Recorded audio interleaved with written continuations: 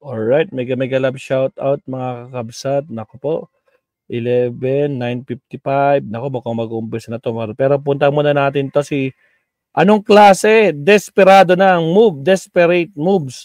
Anong klase ka, Senator Amy Marcos? O sige, pasok, Attorney Claire. Na ang kanyang mga... Wait lang. Pakinggan natin si Attorney Claire. Umpisa natin. Daming harap. Again, huwag kalimutan mag-like and subscribe, mga absat. Maraming salamat po. Wadang po din. Daming harang ni Attorney Claire. Wait lang. Okay, here we go. Yes, hello everyone. Welcome back to my YouTube channel, Batas with Attorney Claire Castro. Gusto ko lang take upin to mga ka-clear, itong bagong balita na si Senator Amy mismo ay nagsabi na di umano patungkol sa paggamit ng illegal na droga ng ating Pangulo. This is definitely a desperate move. Desperado na talaga. Ang pinag-uusapan sa peaceful rally ay patungkol sa di umanong korupsyon. Ano ang dahilan ni Senator Amy para ang sarili niyang kapatid ay siraan niya? Alam naman natin na nagkaroon na ng drug test. Tama. Nung pangbago mga kampanya. Dalawang beses nagpa-drug test si Pangulong Bongbong Marcos. Gusto ko pong ipakita sa inyo para po maalala niyo muli. Okay, Attorney, pakita mo yung ebidensya. Ito, talaga may ebidensya. Ito po. November 25, 2021, na may mga pagbintangan gumagamit di umano ng droga. Mismo, at that time, hindi pa po Pangulo. Si Pangulong Marcos Jr. Siya mismo ang nagboluntaryo para magpa-drug test. At sinasabi po sa drug test na to ay negatibo. So pinakita po dito na negatibo. At mismo, pakita ko po muli sa inyo, ito.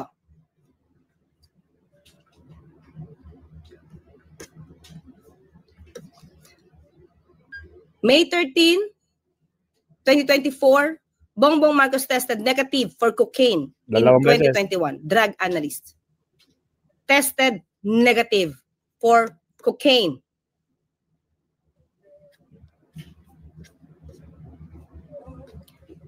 President Ferdinand Marcos Jr. did test negative for cocaine in 2021. A drug analyst from St. Luke's Medical Center confirmed Monday. Kailan po ito ilabas? May 13, 2024. So ano ang dahilan ng desperadong galawan ni Senator Amy Marcos laban sa sarili niyang kapatid? Desperado talaga, Attorney. At pati kay First Lady. Tama. Kundi makapanira lamang. Walang basihan. Dahil kung itong test na to na siyang kinumpirma ng St. Luke's na negative ang Pangulo pagdating sa drug test. Bakit hindi siya tumutol noon? Alam natin kung anong motibo niya. Dahil ba maaari ng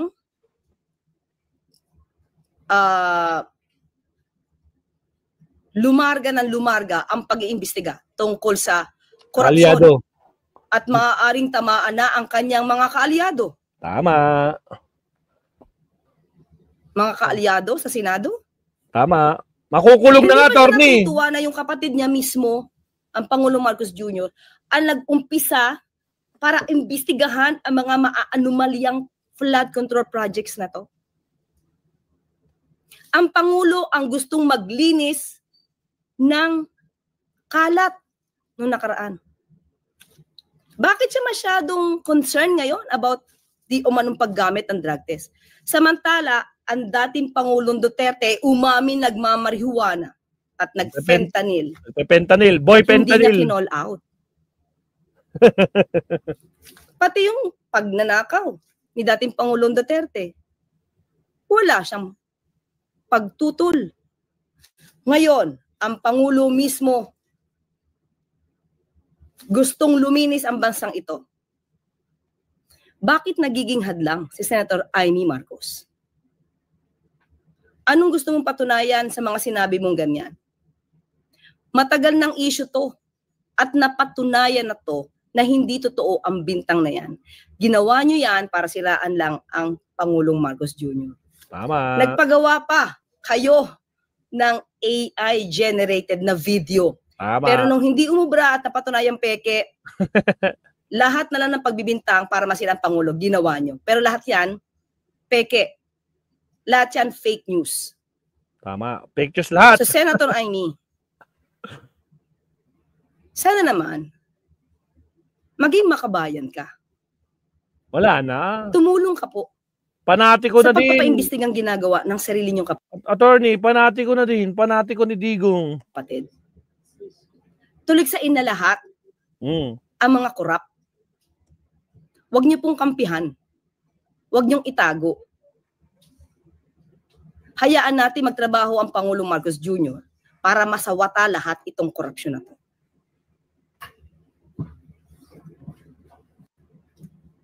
Napanood niyo na po ba yung sinabi niya?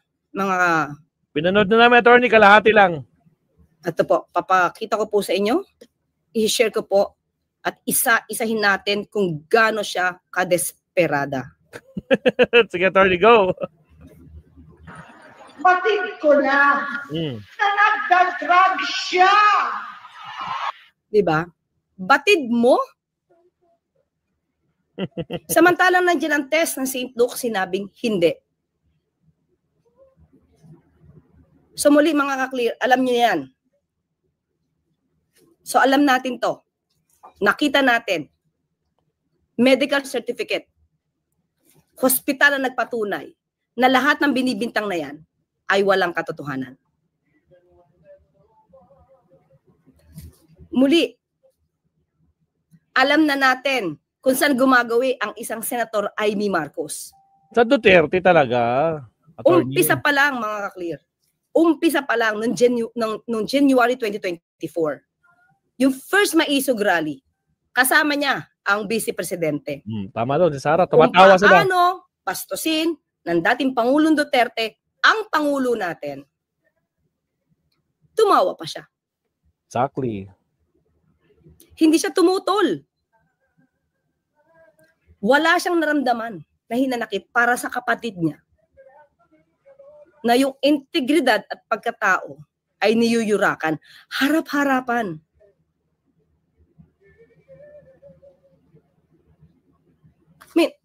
Ito na lang mga ka-clear. Anong klaseng kapatid si Senator Amy? Anong klaseng Pilipino si Senator Amy?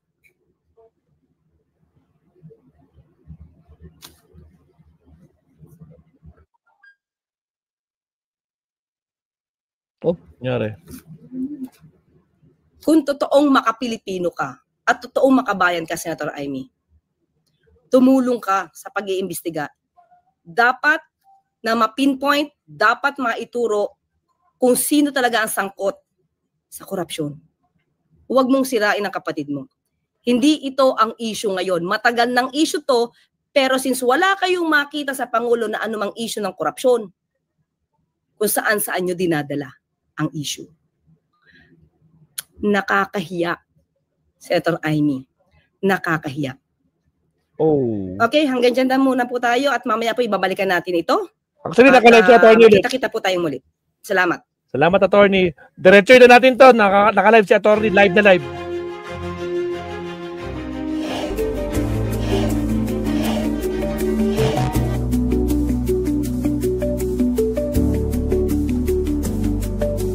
Na ang kanyang mga kaalyado. Mga kaalyado sa Senado.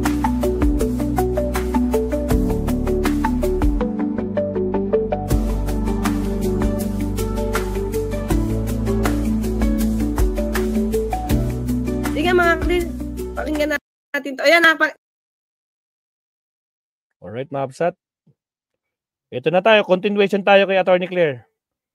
Amy Marcos, kinain ng politika, tinuklaw pati kapatid. Alright, pasok, attorney.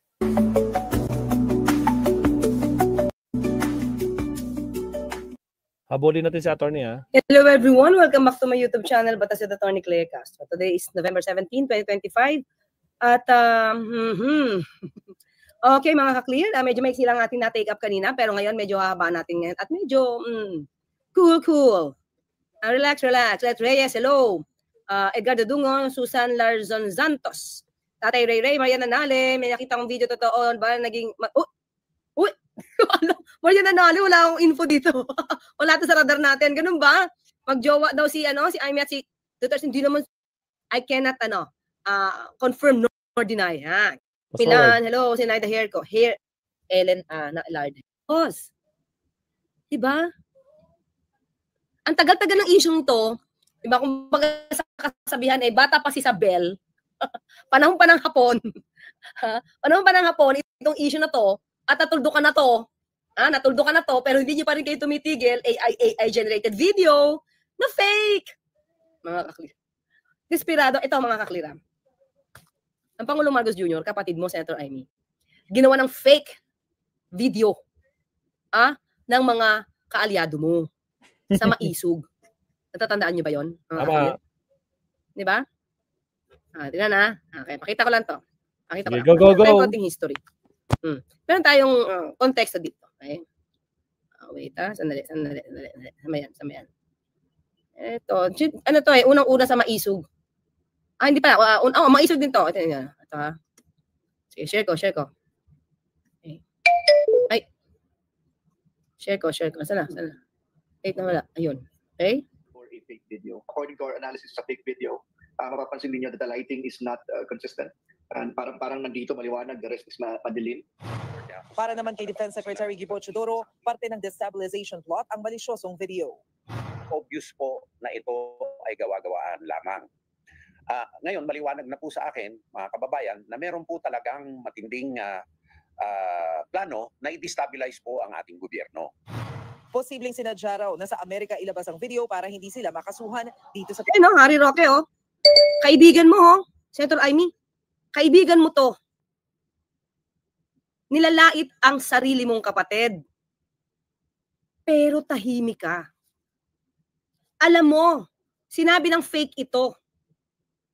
Pero wala kang kibo, tinotolerate mo. Tinotolerate mo yung mga kabastusan nila, tinotolerate mo yung kanilang fake news. Pero nakangiti ka lang. Di ko alam bakit gusto mong ilubog ang kapatid mo. Hindi siya nagsasalita ng anumang negatibo sa'yo. At mga ka-clear, witness ako doon.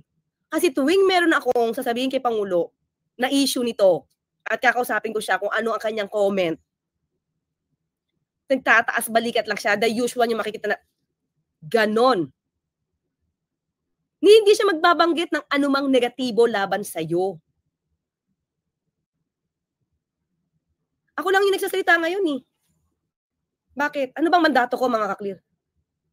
Ang isang binigay sa akin mandato ng Pangulo, to curtail, to counter fake news.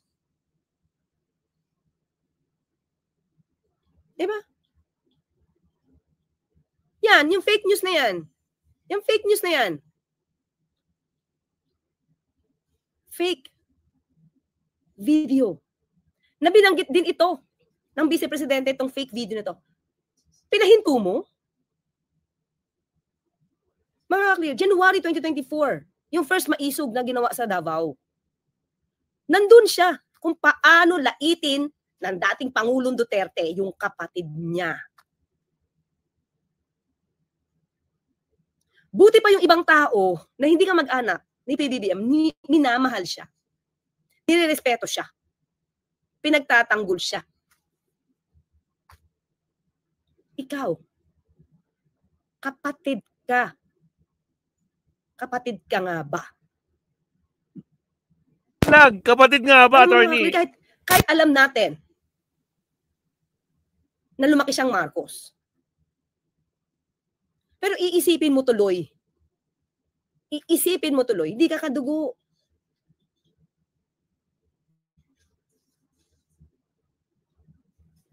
Marami na nagsasabi niyan, mga clear, pero syempre hindi naman tayo duda sa kanyang affiliation, sa kanyang relationship. Hindi naman question yan.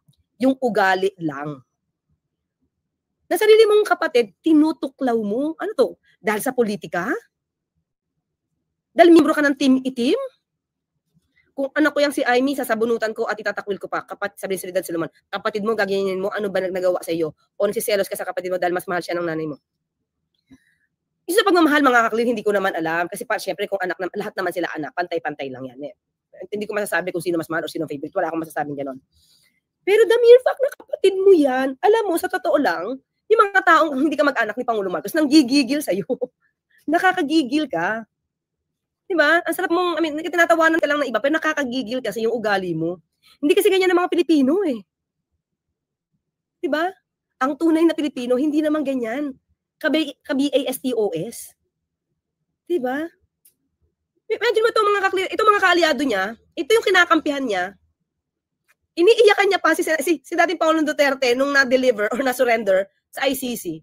Pero yung kapatid mo na nilalait ito, di mo man lang makomfort. Di mo mapahinto? Tatawanan mo pa talaga habang nagsasalita? Masaya ka pa habang nagsasalita si dating Pangulong Duterte, nilalait ang kapatid mo. Diba? Sige mga clear, pakinggan natin to. Ayan na, pinakita ko niyo sa inyo. Fake itong video na to. Tapos fake na nga, gusto niyo bang patunayan? Oh. Anong kadesperadahan? Sobrang desperate. Si Senator Amy, bakit?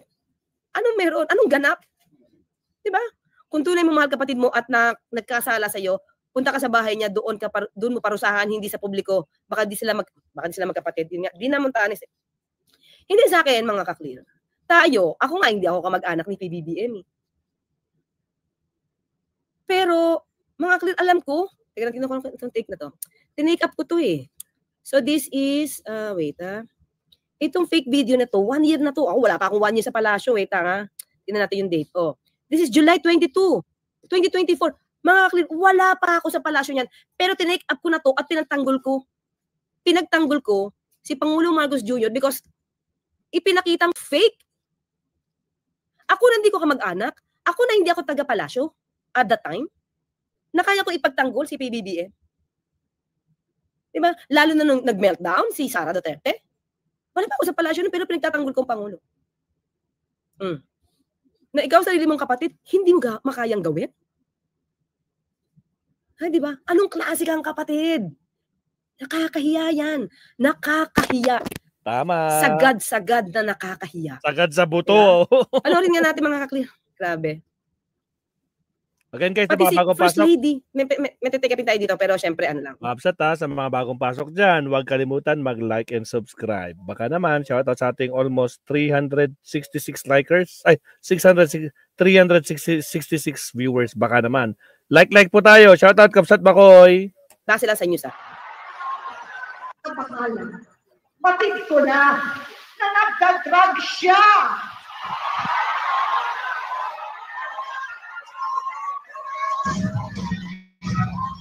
Nalaman ko at ng pamilya. Nalaman ng pamilya. Seryoso ito. Minsan, kami ng Presidential Guard at Metro Bomba ang naglilinis tuwing nagpa-party po sila. Ano daw? Siya? Ang naglilinis sa saan? Siya daw naglilinis? Ulitin ko nga. Sa palasyo ba yan, attorney? Minsan, kami ng Presidential Guard at Metro Bomba. Metro, ano daw? Metrocom? Bomba. Ang naglilinis, Metro Bomba. Ang naglilinis tuwing nagpa-party po sila. Ikaw? Maglilinis? Mga kaklir, itong iiwan nating salita. Ha? Sabi nga nila, meron nag-text dito sa akin kanina. Talk is cheap. Botox is not. Diba? Ang tagal-tagal ng issue nito. Ni hindi ka kumikibo. Tandaan natin mga kaklir. Nagnegatibo ang Pangulo sa drug test. Ulitin ko lang, although pinakita ko na sa inyo kanina, pero may papakita pa ako iba sa inyo. Kaya, Bongbong Marcos tested negative for cocaine in 2021. Si Vic Rodriguez pa ang nag-submit nito. At ito, mga kaklir, during the Senate hearing, nung pinapakita dito si Jonathan Morales, tama, right? Jonathan Morales ba yun? Yung naging DDS na rin? Yung tungkol sa mga ano, yung may punch holes na pre-operation report ng di umanong PIDEA, mga ka-clear. Sinabi ng taga St. Luke's, pinapunta sa hearing, mga ka-clear. Pinatotohanan ng mga taga St. Luke's na negative po ang drug test ni PBBM. Di ba? Pinauwi na ang mga, nag-utos ang, di ba? Nag-utos na ang taas nila, akala ko titumor. Salamat po. Salamat po sa kapatiran, sa liderato, sa mga miyembro po ng INC. Maraming salamat po. Alam po namin na naniwala rin po kayo sa ginagawa ng Pangulo. Maraming salamat po. Yan. Thank you, Let Reyes. Star. Thank you. So, mga ka-clear. Nung nag-testify ang taga St. Luke's sa House, or rather sa Senate, may nagawa ba si Senator Bato? Wala. Pinatunayan ng mga doktor na negative. At yung test na yon ay totoong naganap. In-explain doon kung paano nila ang kinuhanan. No? Doon kung anong klase yung kinuha ba sa kanya, blood bar, what hindi ko alam. Basta sinabi ng St. Luke's na ang prosesong ginawa nila ay naaayon sa medical procedure. Nung sinagsalita ng negative, ang mga taga St. Luke's, nasaan si Amy Marcos para pabulaanan ang sinasabi ng mga doktor. Eh, mas mukhang magaling pa siya sa doktor. Diba? Oh, pinakamasakit na sa isang ina, makita mo nag-aaway ang magkakapatid dahil lamang sa politika at kapangyarihan. Mahiya at maawa ka manang Amy sa ina mo. Diba? Mahiya at maawa ka manang Amy sa ina mo. Okay? Mga ka-clear. Ito, may papakita ko sa inyo. Siguro alam niyo naman to, pero ito yung na-research ko lang naman. I will not really go into details kasi wala naman ako. I'm not privy. Ito yung nasa news lang, mga ka-clear. At research lang. Ferdinand Marcos Jr.'s kidney donation to his late father. Ito, sakripisyo to ng kapatid mo, si PBBM, para humaba ang buhay ng tatay nyo. Ba? Yan. Ha? Bongbong Marcos Jr., 1983, mga ka-clear, 1983, nag-donate. Then, the governor of Ilocos Norte made a profound professional sacrifice by donating one of his kidneys to his father. Former President Ferdinand E. Marcos Jr., this act of love and devotion came at a time when his father's health was deteriorating and a kidney transplant was urgently needed. Nagsakripisyo. Bongbong's decision to donate his kidney was not only a testament to his deep familial love, but also a reflection of the intense loyalty and dedication that characterized the Marcos family. Nandyan ka ba, Amy Marcos? Nandun ka ba sa intense loyalty and dedication that characterized the Marcos family? Bakit hindi makita yan sa'yo? Diba? The operation was reportedly performed at the Philippines National Kidney Foundation in Manila, and it was a significant event given the political climate of the time. Kaya ba ito, mga ka-clear, di ba, yung dialysis ngayon, kidney yun dapat, di ba? Kaya siguro, mga ka-clear, isa sa advocacy ni Pangulo, di ba yung mga kidney, ngayon yung transplant, wala nang payment to. Dahil siguro sa naranasan ng kanyang ama, at siya yung nag-donate ng kidney. Di ba? Parang si Lino Cayetano, nag-donate din. Pero at his age, 1983, mga ka-clear, 1983, nag-donate ng kidney. Oh, ito. Ito ang sabi ni Amy noon. Kita ko sa inyo, ha. Saan ba yan? Meron ditong news eh. Uy, nawala. Wait lang. Sinabi niya dito na masakit sa damdamin ng kanilang ina na habang inooperahan, habang inooperahan si senior, mga ka-clear, parehong nasa hospital bed si junior at saka si senior. Ito, pakita ko sa inyo, mga kapatid. Nakalimutan mo na to, Amy Marcos. Oh. Congresswoman Amy Marcos said, "That was probably the worst day of my mother's life. Two of the people she loved the most were in the operating room." You know, na nag-donate ang kapatid mo ng kidney.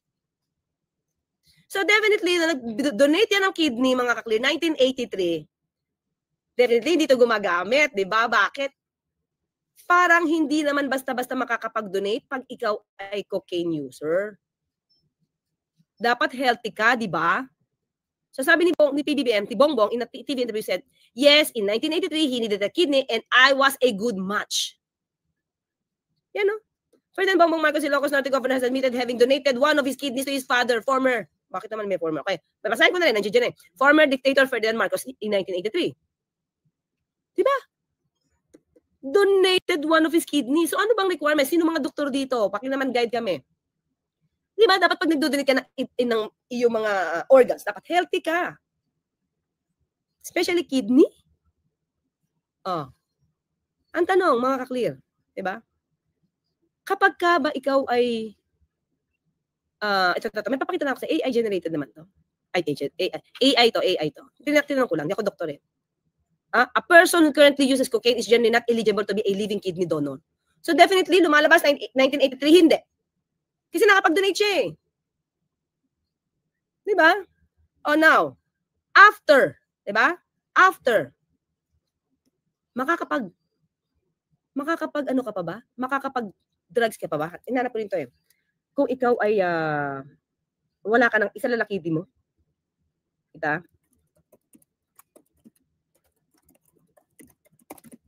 Hindi eh, mamamatay ka eh. Oh, tignan mo mga clear ha. Tayo eh, nagre-research lang dito. Nakita naman natin na ano eh. Oh. Can one kidney person use illegal drugs? Oh. No. A person with only one kidney should not use illegal drugs. Illegal drugs are known to be nephrotoxic, damaging to the kidneys. And the risk of severe, potentially life-threatening kidney damage is significantly higher for individuals with pre-existing kidney conditions, including having reduced kidney capacity. Ano ba? Hindi ba? Alam naman niya yung kapatid niya, nag-donate ng kidney. Tapos ikaw pa maglilinis talaga? Sa dami niyong yaya dyan or whatever, helper? Ikaw pa talaga maglilinis? Diba? So exaggerated. Ang sabi natin, sobra talaga, attorney, exaggerated. Cheap. Botox is not. Sige. Sa ginawa niya rito, sa INC, rally, may nagtanong sa akin, sino ba talaga ang nag-asal addict? Diba? Ito, mga ka-clear. Ito. Atin to. Ito. Saan na ba yun? Wait lang. Ito. Ito lang ako ha. Ito. Alam mo, wala ako nakitang anumang... Wait lang. Saan ba yun? Teka lang. Hindi ka panipaniwala buong buhay ko ngayon lang ako nakakita na sinisiraan ang kapatid sa gitna ng karamihan imbis na tulungan dahil sa problema. Ricardo Maykate, yes! Anong purpose niya para siraan yung kapatid niya? Una, siyempre, politika. Bakit? Dahil sa pag-iimbestiga ni Pangulong Marcos Jr., mga ka-clear, malamang tamaan ang mga Duterte. Eh yun nga yung ayaw niya, di ba? Kaya nga ayaw niya si Ombudsman Boying Remulla dahil ipapakulong daw ang mga Duterte at mga kaalyado ng Duterte. O nasa tamang pag-iisip ba doon? Sino ba talaga yung mukhang asal addict? Mga ka-clear. Imbis na bayan ang isipin, mga kaalyado ang pinoproteksyonan. At handa siyang tuklawin ang sarili niyang kapatid para lang maproteksyonan ang mga kaalyado niya. Paano na yung bayan? Diba? Ito, anong ginawa? Sabi kay Sarah, Saan ba yan? Yan. he promised, and who is a liar? Alam mo, Meron ng bigas. Na? Ang ina ninyong lahat. Martin Romualdez, Lisa Marcos, Bongbong Marcos. Diyan. Di ka nagalit dito? Amy Marcos? Dito, hindi. Kinampihan mo pa talaga? Sino na ngayon yung mukhang addict talaga? Yung pag-meltdown, ano to? Nagganyan ba, Pangulong Marcos? Nakita niyo ba na ganyan ang Pangulong Marcos Jr.? Diba? Mga clear. Alam natin, si dating Pangulong Duterte, habang presidente, gumagamit ng marijuana. He admitted that. Agree. He even admitted overusing fentanyl because he wanted that Cloud9 feeling. Cloud9 feeling. Dinilig sa mo? Amy Marcos? Dinilig sa mo ba yun? Diba? Kakaiba. Kakaiba si Amy Marcos, mga kaklir. Kakaiba. Oh, ito pa. Oh, ito ha.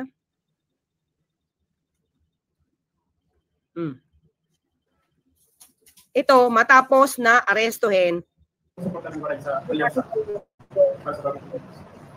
naman. Oo. Mga waray naman tumutulong. Ito nga lang, nakaproblema ko. Medyo nabigla ako sa pangyayari na inaresto si Presidente Duterte. Naguguluhan siya. Nabigla siya sa pag-aresto kay dating Pangulong Duterte. Sa ibang tao, concern na concern ka. Sa sarili mong kapatid, binabagsak mo. Anong klase? Diba? Makabayan ba to?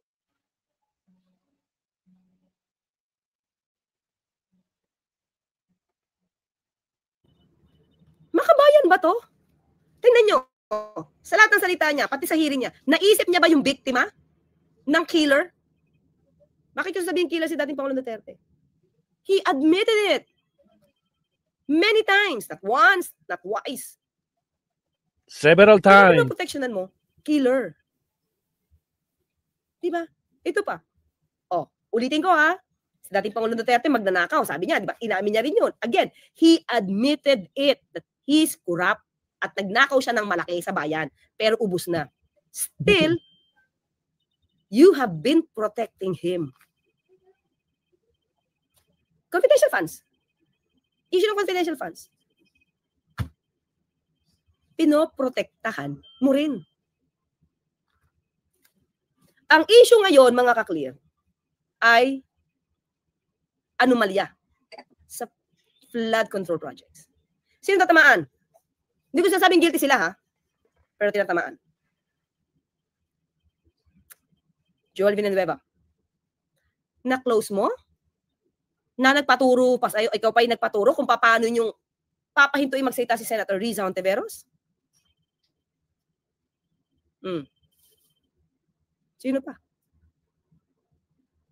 Marami pa. Senator Bato, ICC warrant of arrest. Senator Bongo,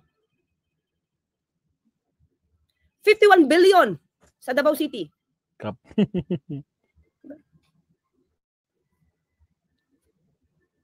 Yung issue ng confidential funds, hindi pa tapos, Senator Amy.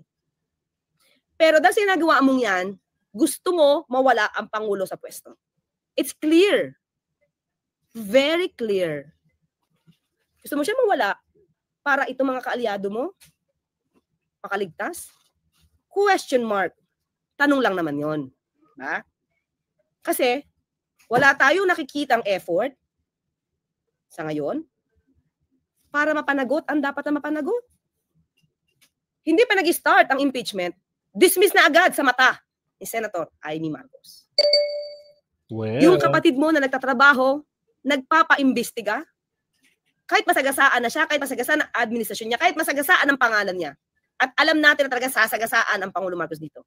Sinasagasaan nila para sila makaligtas. Despite that, pinagawa niya pa rin magpaimbestiga. Maraming tinatamaan. At dahil maraming tinatamaan, galit sila sa Pangulo. Na imbis na iangat mo ang Pangulo at ang sarili mong kapatid para magampanan niya ang kanyang trabaho, para masugpo ang korupsyon, pilit mong binababa. Bakit? Ang hirap isipin. Sarili mong kapatid na walang sinabing anumang masama sa iyo, kahit siya ay insultohin mo, kahit na ibaba mo yung kanyang dignidad, kahit iba yung kampihan mo, kahit sumama ka pa sa team itim, wala kang nadinig. Wala kang nadinig na anumang negatibo mula sa sarili mong kapatid. Pero ikaw, ibang klase ka, Amy Marcos. Ibang klase ka. Diba? Again, sabi nila, talk is cheap, Botox is not.